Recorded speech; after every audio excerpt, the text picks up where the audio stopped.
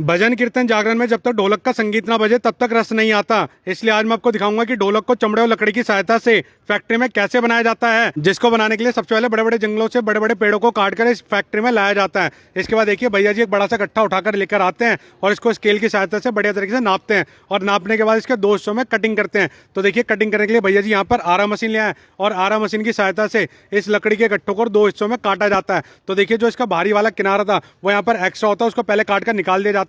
फिर इस लकड़ी के गट्ठों को दो हिस्सों में काट लिया जाता है। फिर यहाँ से इस लकड़ी के गट्ठे को अगले प्रोसेस में लाया जाता है, जहाँ पर इसकी ऊपर वाली छाल को कुल्हाड़ी की सहायता से बढ़िया तरीके से छीला जाता है। फिर जैसे अपनी लकड़ी की छाल बढ़िया तरीके से छिल जाती है, इसको एक बड़ी सी मशीन के ऊपर फिट किया जाता है, जहाँ पर यह मशीन बेल्ट की सहायता से बंधी होती है और ये मशीन लगातार घूमती रहती है। और इसी मशीन की सहायता से यहाँ पर जो अपना ढोलक का जो डिजाइन होता है वो यहाँ पर आ पाता है। यहाँ पर भैया जी अपना एक सरिया उठाते हैं, इस सरिये के आगे एक नोक बनी हुई होती है और इसी नोक की सहायता से इस पे बढ़िया तरीके से ढोलक का डिजाइन आ पाता है। तो देखिए भैया जी इसको लगातार घिसते जाएंगे। फिर इसके जो अंदर वाला पार्ट होता है, आपने देखा होगा ढोलक अंदर से खोखली होती है, तो भैया अंदर वाला खोखला पार्ट बनाने के लिए इसके अंदर सरिया डाला जाता है। तो देखिए भैया जी इसके ऊपर बीच बीच में यहाँ पर नकाशी भी करते रहते हैं, क्योंकि आपने अक्सर देखा होगा जो अपनी ढोलक होती है उससे बहुत सारे डिजाइन उभरे हुए होते हैं, तो वो डिजाइन भी इसके ऊपर उभारा जाता है। फिर इसको अंदर से खोखला बनाने के लिए इसमें दोबारा से सरिया लगाया जाता है, फिर इसको खोखला बनाया जाता है। जो इसके अंदर वाला पार्ट होता है उसको यहाँ से बाहर निकाल दिया जाता है। तो देखिए भैया जी ने पहले एक तरफ से किया था, फिर यहाँ से दूसरी तरफ से भी इसको पलट कर लगा दिया और जो अपना अंदर वाला पार्ट था वो यहाँ से बाहर निकल जाता है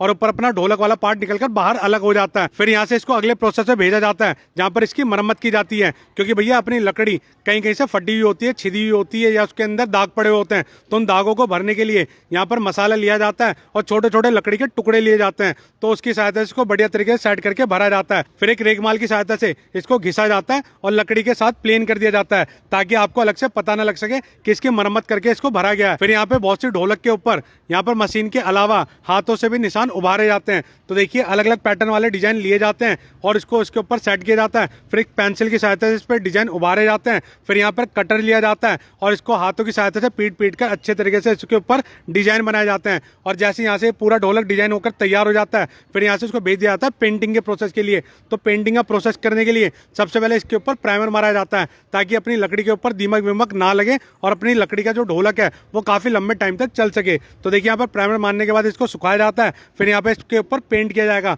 तो पेंट करने के लिए यहाँ पर देखिए भैया जी ने केमिकल लिया है, फिर इसके अंदर यहाँ पर पेंट मिलाया जाएगा। जो भी कलर का अपन को ढोलक बनाना होता है वो कलर यहाँ पर मिक्स कर दिया जाता है, क्योंकि आपने देखा होगा ढोलक बहुत सारे कलर की होती है, जैसे कि dark brown, light brown, red colour की। ऐसे कलर जो भी चाहिए होता है वो इसके ऊपर यहाँ पर मिला दिया जाता है। फिर यहाँ पे एक ब्रश की सहायता से बढ़िया तरीके से इसके ऊपर यहाँ पर पेंटिंग की जाएगी और इसको सूखने के लिए छोड़ दिया जाएगा। और ऐसे ही लगभग जब बहुत सारे ढोलक बनकर तैयार हो जाते हैं, फिर इसको फाइनल प्रोसेस के लिए भेजा जाता है, जहाँ पर इसके ऊपर चमड़ा लगाया जाता है। और मैं आपको बता दूं इसके दोनों तरफ अलग अलग हिस्से लगाए जाते हैं, क्योंकि भैया एक ज्यादा चौड़ा हिस्सा होता है, एक कम चौड़ा हिस्सा होता है, और जो चौड़े वाला हिस्सा होता है उसको नर कहते हैं और जो दूसरे वाला हिस्सा होता है उसको मादा कहते हैं। और ये जो अपना चमड़ा होता है ये बकरे का होता है। तो भैया यहाँ पर नर वाले जो हिस्सा होता है उसके ऊपर यहाँ पर अलग सा पेस्ट भी लगाया जाता है, जिसके अंदर यहाँ पर धूप बत्ती शामिल होती है, क्योंकि जो नर वाला हिस्सा होता है वो थोड़ी भारी आवाज करता है और जो मादा वाला हिस्सा होता है वो थोड़ी सी पतली आवाज करता है। तो भैया इसी तरीके से कहीं भी आप ढोलक खरीदते हैं वो सेम प्रोसेस के साथ बनाई जाती है।